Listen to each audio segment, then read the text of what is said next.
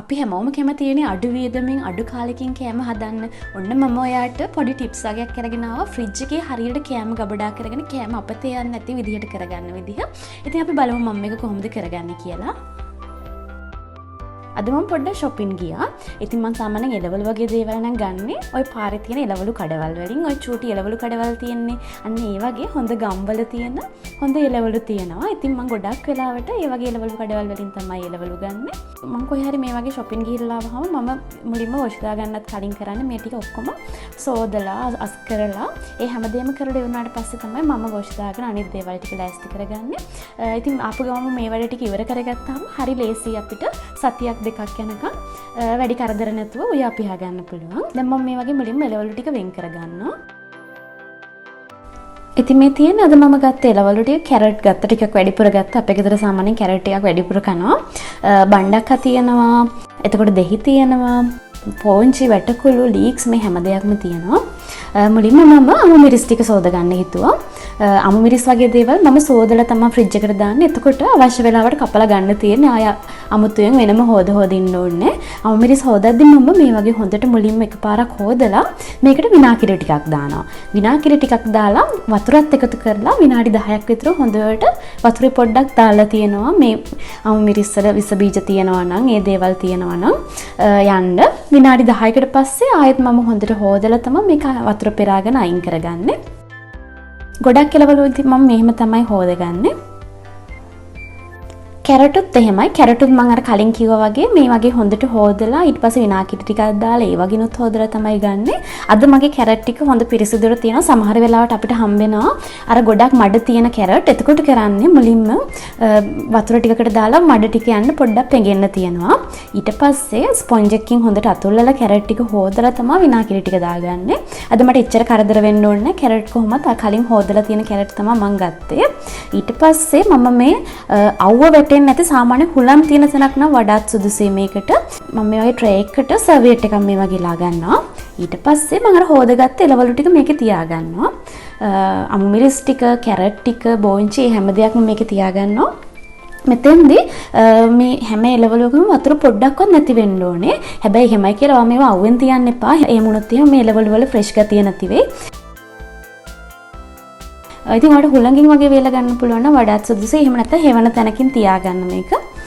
එළවලු ටික ඔක්කොම හොඳට වේලෙන්න දෙන්න ඕනේ. එහෙම නැත්නම් එහෙම මොනවා කරලා දැම්මත් නරක් වෙන්න පුළුවන් ෆ්‍රිජ් එකට දාද්දි. මේ දේවල් වේලෙ නැත්තරේ අපි බලමු අනිත් එළවලු කොහොමද මම ලෑස්ති කරගන්නේ කියලා කල් තියාගන්නේ. දෙහි විශේෂයෙන්ම කියනවනේ ගොඩක් වෙලාවට දෙහි කියන දේ හරි අමාරුයි අපිට ෆ්‍රිජ් එකේ නිකන්. ඊළඟට බණ්ඩක්කා වගේ දේවල් සාමාන්‍යයෙන් නරක් වෙනවා හරි ඉක්මනට. ඒක නිසා මම කරන වැඩේ මේ වගේ කන්ටේනර් එකකට ටිෂු එකක් දාගන්නවා. ඊට පස්සේ බණ්ඩක්කා එකේ මේ නැට්ට කොටසයි යට කොටසයි මම මේ වගේ කපා ගන්නවා. මෙහෙම කපාගෙන දාගත්තට පස්සේ බණ්ඩක්කා නරක් වෙන එක හරි අඩුයි. අපිට සාමාන්‍යයෙන් සතියකමාරක් විතර ෆ්‍රිජ් එකේ තියාගන්න පුළුවන්. අනිවාර්යෙන් මතක තියාගන්න මේකට ටිෂු එකක් දාගන්න ඕනේ. එතකොට තමයි මේකේ තියෙන තෙතමනේ මේ ටිෂු එකට උරාගෙන නරක් වෙන්නේ නැතුව තියාගන්න පුළුවන් වෙන්නේ එළවලු. මේ විදිහට ඔයාලට කපලා ඔක්කොම ටික ලෑස්ති කරලා දාගෙන මූඩිය වහලා ෆ්‍රිජ් එකේ තියාගන්න තමයි තියෙන්නේ. ඊළඟට වැටකුළු වගේ දේවල් ගෙනාවහම මම කරන්නේ වැටකුළු එක මේ වගේ මගේ කන්ටේනර් එකේ සයිස් එකට කඩා ගන්නවා. ඊට පස්සේ මේකේ පොත්ත අර ගන්නවා. අපි මේ වගේ පොත්ත රැහැ ගන්නවා. මෙතෙන්දී මම මේක හොදගන්නේ නැහැ. හේදුවොත් එහෙම නරක් වෙන්න බලනවා. ඒක නිසා මේ වගේ පොත්ත රැහැලා මම මේක දා ගන්නවා කන්ටේනර් එකට. ඉතින් මෙතෙන්දී මම ටිෂු එකක් පාවිච්චි කරන්නේ නැහැ. මොකද මේක මම හෙට උයන්න ගන්න නිසා. නමුත් ඔයාලට මේක දවස් 3-4ක් තියාගන්න අවශ්‍යයි නම් මේ කන්ටේනර් එක ඇතුළට ටිෂු එකක් දාලා මේක පාවිච්චි කරන්න. මේක තියලා තියන්න. ඊළඟ මුරුංගා වගේ දේවල්. මුරුංගා වගේ දේවල් දිගයි ෆ්‍රිජ් එකට දාන්න කරදරයි. ඒ වගේම එළියෙන් තිබ්බොත් වේලෙනවා. හරි ප්‍රශ්නනේ. ඉතින් මම කරන වැඩේ මුරුංගා එක මේ වගේ මුලින්ම කඩා ගන්නවා. එතකොට අපිට උයන වෙලාවටත් හරි ලේසියි. මුරුංගත් මම තාම හොදගෙන නැහැ. ඊට පස්සේ මුරුංගා එකත් මම මේ වගේ කන්ටේනර් එකට දාගන්නවා. මෙතනදී මම මුරුංගා එකත් ගොඩක් දවස් තියාගන්නේ නැති නිසා මම මේකට ටිෂු එකක් දාගන්නේ නැහැ. ඔයාලට තව ටිකක් දවස් තියාගන්න ඕන නම් ටිෂු එකක් දාලම මේක කරගන්න. මම චිකන් ගෙනාවා. ඇත්තටම මේ මම මගේ හස්බන්ඩ්ගේ බර්ත්ඩේ එකට කලින් දවස් තමයි මේ වීඩියෝ එක ගත්තේ. එදා ගෙනාපු චිකන් ටික තමයි මේ. සාමාන්‍යයෙන් මම චිකන් ගන්නේ ඔය මස් තියෙන කඩවල් වලින්. එහෙම ගද්දි මම කපලම තමයි ගන්නෙ. නමුත් චිකන් එක රෝස් කරන්න ඕන නිසා මම අද කුකුලා පිටින්මයි ගත්තේ. මම මස් වගේ දේවල් ගෙනාවම මම කරන්නේ ඒක හොඳට මස් එක හොද ගන්නවා. කියන්නේ හොඳට කහ දාලා ලුණු දාලා හැම දෙයක්ම දාලා හොඳට හොදනවා. ඊට පස්සේ අවශ්‍ය ප්‍රමාණයට මේ වගේ කන්ටේනර්ස් වලට දාලා තියාගන්නවා. ඔයාලට සාමාන්‍යයෙන් අපි හිතමු කිලෝ එකක් ගෙනාවා කියලා. ඒක අපිට 250 ගානේ හරි 500 ගාන හරි ඔයාලට උයා ගන්න අවශ්‍ය ප්‍රමාණයට මේ වගේ කන්ටේනර්ස් වලට දාලා තියාගන්න. එතකොට උයන වෙලාවට මේක අපිට ෆ්‍රීස් එකෙන් අරගෙන වතුර දාලා උයා ගන්න තමයි තියෙන්නේ. හරි ලේසි. අනිත් මස් වර්ගත් එහෙමයි මම කරන්නේ. විශේෂයෙන් මාළු උනත් එහෙමයි. මාළු ගෙනාවහම මම ඒක අර ගෙනාපු ගමම ෆ්‍රිජ් එකට දාන්නේ නැහැ. ඒක හොඳට හොද ගන්නවා මුලින්ම. ඒක හොඳට මාළු එක හොඳට කහ දාලා මම හොඳට හොද ගන්නවා. කහ හරි දෙහි හරි වඩ මේකට දාගන්න පුළුවන්. ඊට පස්සේ මේ හොදගත්ත මාළු ටික මම මේ වගේ පොඩි කන්ටේනර් එකකට දාගන්නවා. ඉතින් මම ඔයාලට කියන්න ඕනේ මේ වගේ දේවල් ඔයාලට නැත්තම් ඔයාලට අර අපි සාමාන්‍යයෙන් ගෙන අයිස්ක්‍රීම් කප් වලට කිරි කප් වලට උනත් මේ දේවල් දාගන්න පුළුවන්. මම ෆ්‍රිජ් එක ලස්සන තියාගන්න කැමති නිසා තමයි මේ වගේ එක එක විදිහේ කන්ටේනර්ස් වලට මම මේක දාගන්නේ. තලපත් මාළු කපලා තිබ්බේ නැහැ. මම ඒක කපලම දාගත්තා. මොකද එතකොට මට උයන වෙලාවට ටක් ගාලා මේක අරගෙන ලෑස්ති කරගන්න තියෙන්නේ. මම මේ වගේ එකත් මූඩිය වහලා ෆ්‍රීස් එකට දාගන්නවා. ඊට පස්සේ දැන් අපි හිතමු පිපිඤ්ඤා වගේ ලවලුවක් ඒකත් අපිට අර කන්ටේනර් එකට දාලා තියාගන්න පුළුවන්. නමුත් ඊටත් වඩා හොඳ ක්‍රමයක් තමයි මේ වගේ පත්තර කොලේ කොතලා තියාගන්න එක. මේ වගේ පත්තර හොඳ ටිකක් ඝනකම් පත්තර කොළ දෙකක් විතර ගන්න මේ වැඩේට. මේ වගේ හොඳට ඔතලා පිපිඤ්ඤා වගේ දේවල් ෆ්‍රිජ් එකේ දාලා තියන්න පුළුවන්. එතකොට සාමාන්‍යයෙන් සතියක් විතර කාලයක් අපිට අර ඇතුලේ වතුර එකතු වෙන්නේ නැතුව තියාගන්න පුළුවන් මේක. ලීක්ස් උත් එහෙමයි. ලීක්ස් හොදලා ගන්නත් පුළුවන්. හොදනවා නම් අනිවාර්යයෙන්ම හොඳටම වේලා ගන්න ඕනේ ලීක්ස් ටික. ඉතින් මම කරන්නේ එහෙමත් කරනවා. සමහර වෙලාවට මම නිකම්ම මේ වගේ කපලා ලීක්ස් එකේ කොළ ටිකයි ඔක්කොම ටික මම මේ වගේ කපා ගන්නවා. කපාගෙන ඉවර වෙලා ඒක අර වගේ ටිෂු එකක් යටට දාලා කන්ටේනර් එකකට දාගන්නවා. මේ මගේ කලින් කන්ටේනර් එක මම ලීක්ස් දාලා තියෙනවා. ඒකට මම මේක ටිකක් දාගන්නවා. ඉතින් මේක හොදලාම ඔයාලට දාගන්න පුළුවන් නම් වඩාත් හොඳයි. එතකොට අපිට පාවිච්චි කරද්දී හරි ලේසි. හැබැයි හොදනවා නම් මේ කොළවල එහෙම හොඳට තෙතමනේ නැති වෙනකම් වේල ගන්න මතක තියාගන්න. දැන් ඉඟුරු වගේ දේවල් ගෙනාවම ගොඩක් වෙලාවට ඉඟුරු ගේද්දි ඉඟුරු වල මඩ තියෙනවා. දැන් මම අද නම් ඉඟුරු ගත්තේ නැහැ. මොකද මගේ ගෙදර ඉඟුරු ටිකක් මම ගත්ත ටිකක් ඉතුරු වෙලා තියෙන නිසා මම කරන වැඩේ මේවා මඩ පිටින්ම ගේන නිසා මුලින්ම වතුර බේසන් එකට දාලා සාමාන්‍යයෙන් පැයක් දෙකක් විතර පෙඟෙන්න දෙනවා මඩ ටික හොඳට ඉවත් වෙන්න. ඊට පස්සේ හොඳට හොදලා හොඳට වේල ගන්න ඕනේ. වේලලා ඉවර වෙලා මේ වගේ භාජනයකට දාලා තියාගන්න තියෙන්නේ. යට ටිෂු එකක් දාලා ඔයාලට සාමාන්‍යයෙන් මාසයක් විතර මෙහෙම තියාගන්න පුළුවන් ඉඟුරු නම්. බෝංචි ටික දැන් මම මේ කලින් කන්ටේනර් එකට දාලාමයි තිබ්බේ. මම පරණ ටික මේ වගේ උඩට අරගෙන අලුතෙන් ගෙනාපු බෝංචි ටික මම මේ වගේ දාගන්නවා. ඉතින් මේ බොක්ස් එකකට දැම්මම හරි ගොඩක් කාලයක් එළවලු ටික තියාගන්න පුළුවන්. කිසිම ප්‍රශ්නයක් වෙන්නේ නැතුව. පරණ බෝංචි ටික උඩටම දානවා. මොකද අපිට ඒක පාවිච්චි කරද්දී පරණ ටික පාවිච්චි කරලා අලුත් ටික ගන්න පුළුවන්. ඔන්න දැන් කැරට් ටිකත් වෙලිලා තියෙන්නේ. කැරටුත් තියාගන්න ක්‍රම දෙකක් තියෙනවා. මම කරන්නේ නම් මේකේ නැට්ට කොටසයි යට කොටසයි අයින් කරලා මේ වගේ ටිෂු එකකට දාලා මේ කන්ටේනර් එකකට දාලා තියෙනවා. ඉතින් මාසෙකට වැඩිය තියාගන්න පුළුවන් කැරට් මෙහෙම තියාගත්තාම. එහෙම නැත්නම් ඔයාලට පුළුවන් ඔයාලට මතකයි නේද මම වතුර එකකට දෙහි දාලා තියාගත්තා. ඉතින් ඒ වගේ කැරටුත් ඔයාලට වතුර එකකට දාලා කැරට් ටික දාලා තියාගන්නත් පුළුවන්. නමුත් මේ ක්‍රමය මට නම් හරි ලේසි. අවශ්‍ය වෙලාවට ගන්නත් පුළුවන් ඉක්මනට. ඒක නිසා මම කරන්නේ මේකේ මේ නැට්ට කොටසයි යට කොටසයි කපලා කැරට් ටික මේ වගේ කන්ටේනර් එකට දාලා තියාගන්නවා.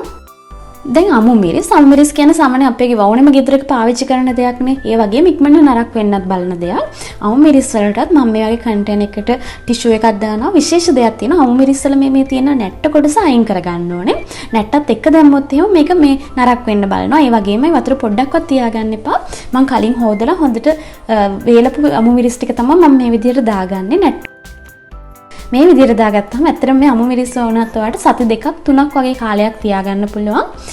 කිසිම නරක වීමක් වෙන්නේ නැහැ. හරිම ෆ්‍රෙෂ් පිට තියාගන්න පුළුවන්. කරපිංච ගැන මට විශේෂ දෙයක් කියන්න ඕනේ. මමත් කරපිංච ගන්නේ කඩෙන්. මම කරපිංච කඩෙන් ගත්තාම මම කරන්නේ මුලින්ම හොඳට හොද ගන්නවා.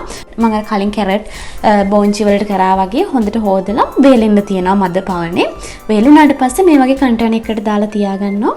සමහර අය විශේෂ දෙයක් කරනවා මේ කරපිංච වලට කරපිංච කන්ටේනර් එකට අබ හරි උළු හාලට ටිකක් හරි දානවා. ඉතින් ඒතකොට තවත් වැඩි කාලයක් තියාගන්න පුළුවන් කියලා තමයි විශ්වාස කරන්නේ. දැන් අපි බලමු මගේ මේ ෆ්‍රිජ් එකේ පරණ මං ගෙනාපු එළවලු වගේකුත් තියෙනවා. මෙතන මම මේ වට්ටක කැල්ලක් ඇත්තටම මාසෙකටත් වැඩි තියාගෙන මම මේ සුප් එකක් හදන්න තමයි තියාගෙන ඉන්නේ. ඊට අමතරව ගෝවා ගෙඩියක් තියෙනවා. ඉතින් මේ හැම දෙයක්ම සති දෙකකට වඩා පරණයි මේ එළවලු. තක්කාලි වුණත් මම මේ විදිහට තමයි තියාගන්නේ. තක්කාලි ගොඩක් ඉදෙන්නෙත් නෑ. තියෙන විදිහටම හරිම ෆ්‍රෙෂ් විදිහට තියෙනවා. මේ විදිහටම තියාගත්තාම මේ බලන්නකො මම මේ සති දෙකකටත් වඩා කලින් ගෙනාවු තක්කාලි තාම හොඳට තියෙනවා. ෆ්‍රිජ් එක මගේ ෆ්‍රිජ් එක ටිකක් අලුත් එකක්. ඉතින් ටිකක් ඉඩ තියෙනවා. ඒක නිසා මට මේ දේවල් අහුර ගන්න පුළුවන්. නමුත් මම මේ කියලා දෙන විදිහට ඉඩ අඩු ෆ්‍රිජ් එකක් වුණත් මේ දේවල් ටික තියාගන්න පුළුවන්. ඔයාලට ක්‍රමානුකූලව මේ ටික පිළිවෙලට අස් කරගන්න පුළුවන් නම් පලා වර්ග ගැන පොඩ්ඩක් කියන්න ඕනේ. මම මේ පලා වර්ග මේ වගේ ඉටි බෑග් එකක් පිටින් ගන්නවා නම් ඔයා ෆුඩ් සිටි එකකින් හරි කීල්ස් එකකින් හරි ඔයාට ඒක සාමාන්‍යයෙන් සතියක් එකමාරක් විතර කිසි ප්‍රශ්නයක් නැතුව තියාගන්න පුළුවන්. නමුත් අපි ගොඩක් වෙලාවට පලා පොලෙන් ගන්නකොට ඒ වගේ දේවල් වලදී පලා ටික ඔයාට පුළුවන් කඩදාසි කොලයක උතලා මේ වගේ තියාගන්න. හොඳට කඩදාසි කොතලා තිබ්බම සාමාන්‍යයෙන් දවස් 3-4ක් නරක වෙන්නේ නැතුව පලා ටික තියාගන්න පුළුවන්. දැන් මට මගේ ෆ්‍රිජ් එකේ ඉඩ තියෙන නිසා මම මේ විදිහට තියාගන්නවා. ඔයාලට ටිකක් ඉඩ අඩු ෆ්‍රිජ් එකක් නම් තියෙන. ඔයාලට මේ කන්ටේන් මේ දාන භාජන ටික මෙහෙමම ඔයාලට දාගන්න පුළුවන්. අපේ එළවලු කූඩේට ෆ්‍රිජ් එකේ යට තියෙන පරිසහරි පිළිවෙලට අස්සර් කරගත්තොත් එහෙම ඒ ටික ඔක්කොම ඔයාලට දාගන්න පුළුවන් එළවලු කූඩේට.